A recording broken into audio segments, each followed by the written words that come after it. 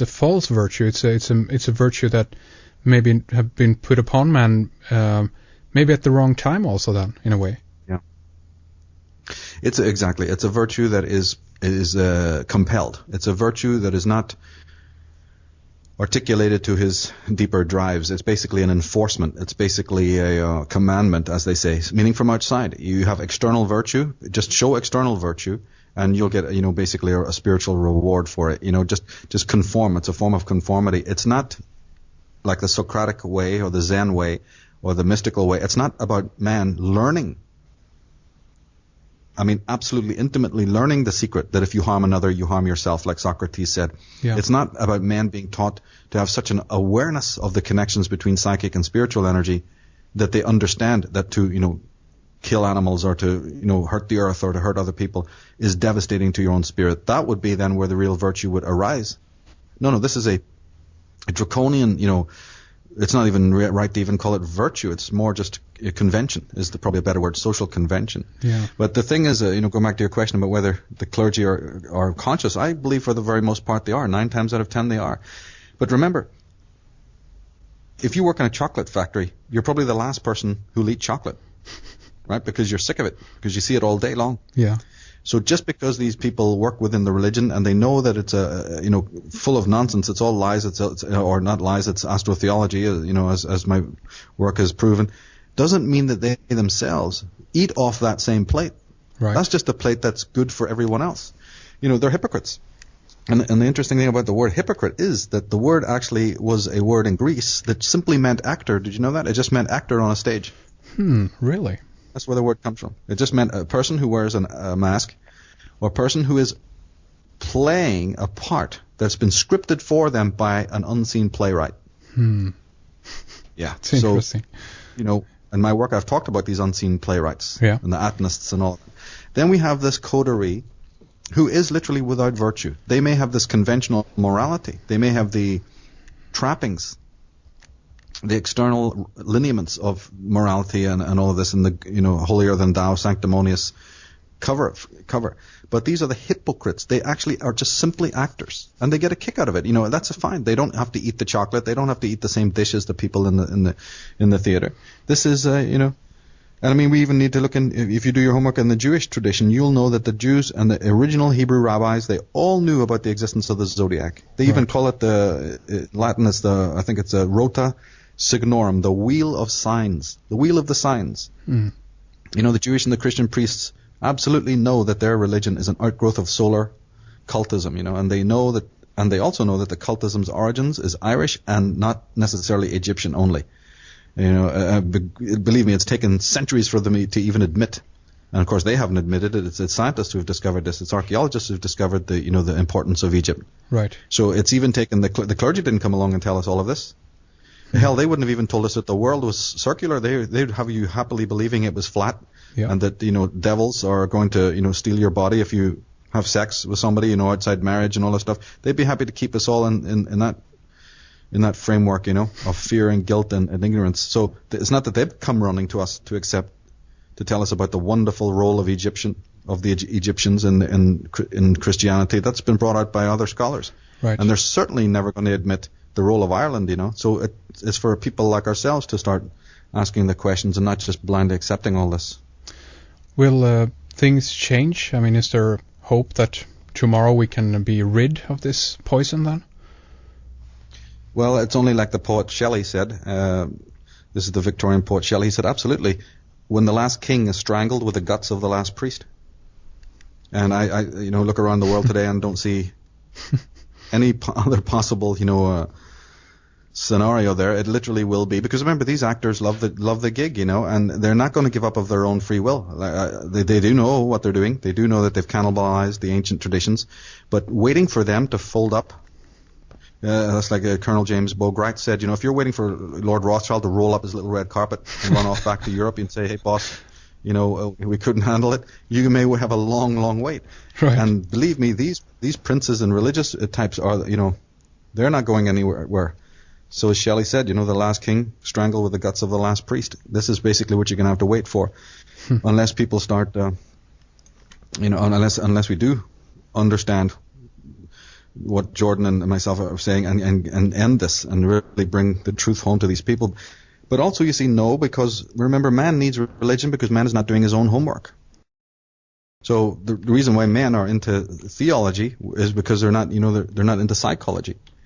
And unfortunately, man needs to be led. He may be intellectually and technically developed, but he's not emotionally or psychologically developed. He's very, in fact, infantile and very fragile on those levels, like a small child. This is unfortunately what we find in a study of mankind, that emotionally they're very backward. So, this priestarchy has nothing to fear. This priesthood is there for people as soon as they're traumatized, as soon as any kind of upset comes to them emotionally, you see, any kind of upset in the domestic sphere, or even now, of course, in the political sphere, where there's so much trauma going around, all being designed to happen, to force people back into the churches. And even though we said earlier in the program about, that there are agnostics and there are atheists, let us not forget for a moment that right now the demographics is up again, especially in an American context. People are flooding back to churches. They're flooding back not only to decent churches, but to these, evangelists who are maniacs. People are flooding back to listen to, it's incredible that we have an influx again and a rising interest in the church. The economics is a little bit down. Things are not maybe on the up and up on all fronts, and then people potentially they go back to the old patterns, because that's routine, I guess, again, falling into that. That's right. Exactly. But let us never forget, and of course this makes these evangelists, incredibly happy, and also the fact that nobody refutes them. Everybody believes every piece of rubbish they say, because remember, a good 80% of what evangelists say is actually not even in the Bible. The stuff that they spout, and this has been the case even since evangelism started, whether it's about the rapture or about other things that they go on incessantly about, or like, for instance, tithing and giving your money and, all this kind of, none of this is actually in the Bible at all. In fact, quite the opposite. The Bible actually, refutes common prayer and refutes all of these kinds of things.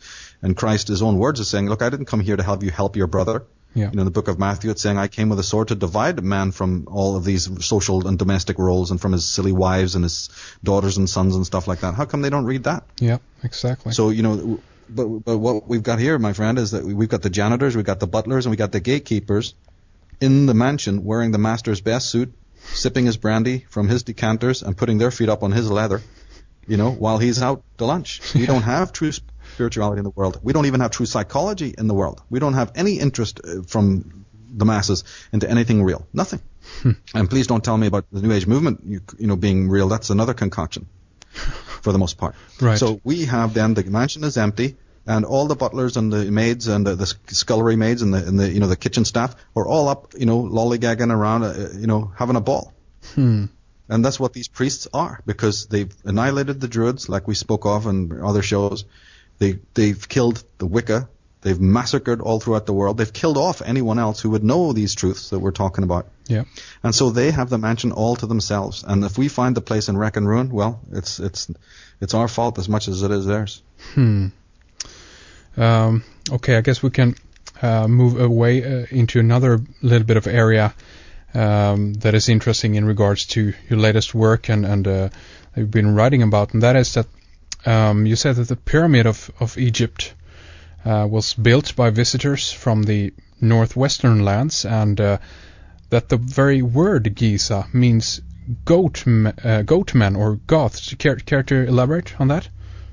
Well, yeah, this was an example of what I'm talking about when I say that these modern clergy or prelates, you see, have not only lied to us about the role of Egypt, but they've totally done a number on the story of Ireland. But the more information that comes out, the more the people see the facts, the more that we start to see that there's nothing really extraordinary at all about accepting that that these connections existed. Do you remember that they found cocaine in the various tombs and in the coffins of mummies? They found coca leaves, Indeed.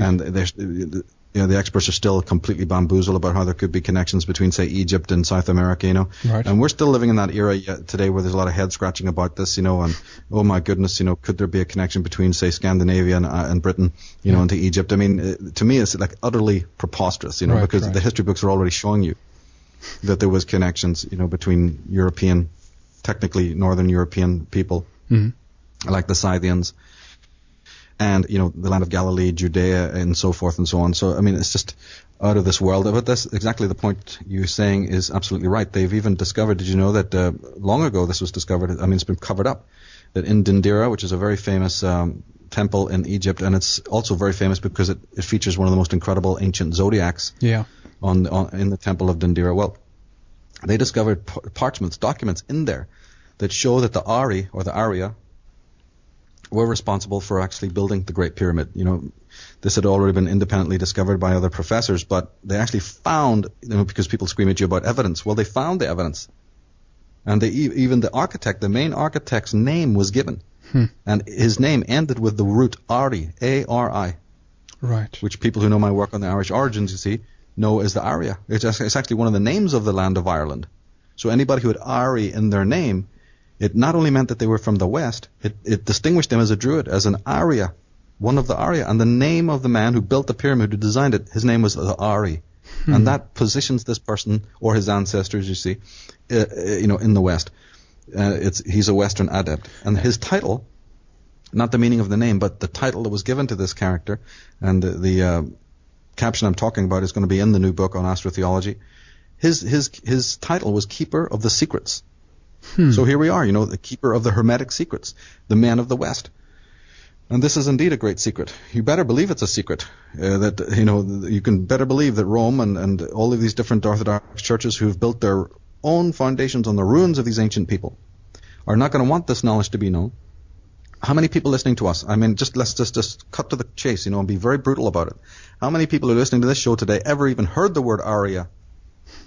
Not many. They may have heard the word Aryan, but my God, that's no good, because whoever heard that word has certainly has got a negative conception of the word. Okay, so even those who go, well, I've heard of it. I've heard of the word Aryan. No, yes, that's an evil word. That's terrible. That's a racist word. You see. So there's my point. Right. Yeah. If you have heard of it, you haven't heard of it. So let's make this very clear. And the reason is because you are not meant to hear about it. You're not being told the truth about history.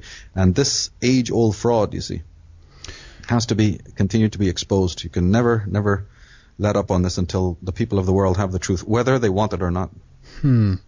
That potentially could lead us into the area of, just for a moment here, speculate that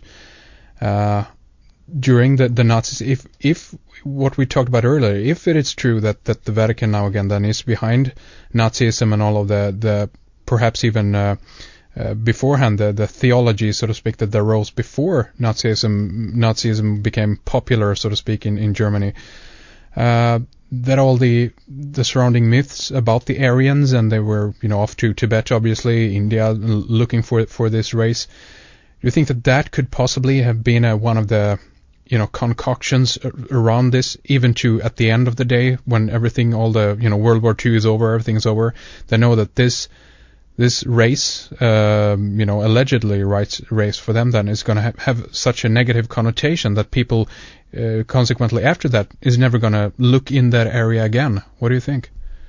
And isn't it true? We only need to look at the results. As I've just said, everyone who has heard that word is going to almost, whisper it, because they're so afraid of what a word means. Right. Look at the word anti-Semite. Let's not question whether there's any logic to the word or to all the, debris that surrounds these terms. We don't even need to get into that. Just try using that term. You know what I mean? Yeah. But that goes also for even the term Nazi. When I look at even the terms that these people are using, even to distinguish themselves, I'm saying, okay, a bunch of Nazis over here are talking about Aryan over here. Yeah. I'm worried about the word Nazi because I recognize that word. That word, it means serpent priest. That word also represented a cult of sorcerers, you see, whose knowledge was based on ancient, traditions of the past. People have even tracked that word back to the Sumerian, to, one of the Sumerian goddesses and her children and so on. Mm-hmm. So I'm already thinking, well, who's this? Then I already know that the entire so-called Nazi experiment had nothing to do with Germany and Germans. And it's also part of the reason why I despise people who will use that word arbitrarily to signify Germans and Germany. That's absolutely not allowed. Right. A Nazi is not a